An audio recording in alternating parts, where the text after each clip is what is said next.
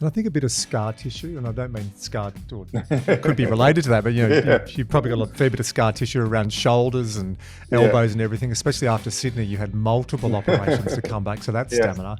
I think scar tissue is, and you talk to people at the moment in their 60s and 70s who've been through a lot, they'll go, this will pass. We've been through a number of economic uncertainties, but I think for a business owner that's quite new, a millennial, or if someone's always had secure employment and then they step out and they're self-employed, the statistics show, Bill Lang from Small Business Australia was showing, it's not just all the millennials starting businesses. In fact, the average age for a lot of people is mid-40s. So Yeah. if those people haven't had that challenge before, it can feel, oh my, it's all-encompassing, it can whack you.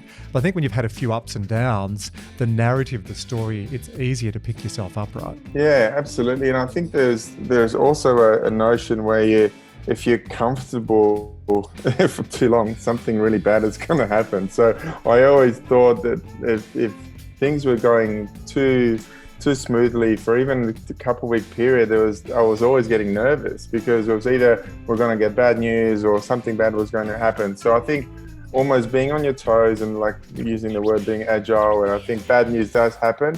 You do develop, if you learn from it, that's when the scar tissue does form and you become stronger and better.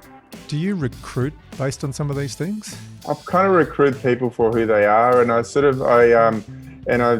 very much an advocate for a very sort of horizontal structure. And I learned that from, again, I didn't have any tertiary education, but Speedo was one of my longest sponsors for years, and they used to, for all their staff members, it was all about living the brand. And the lifestyle with Speedo was from learn to swim to elite swimming to lap swimmers, etc. So all the employees had to live the brand. And there was a period where I really tried to extend that to all my employees. And that doesn't mean do boot camps with me or or whatever it might be. But it's sort of, I think having a good balance, prioritizing, I think everyone was chipping in. I think knowing that you could add value. So it was more about, having that right mindset. So that's how I probably would employ people.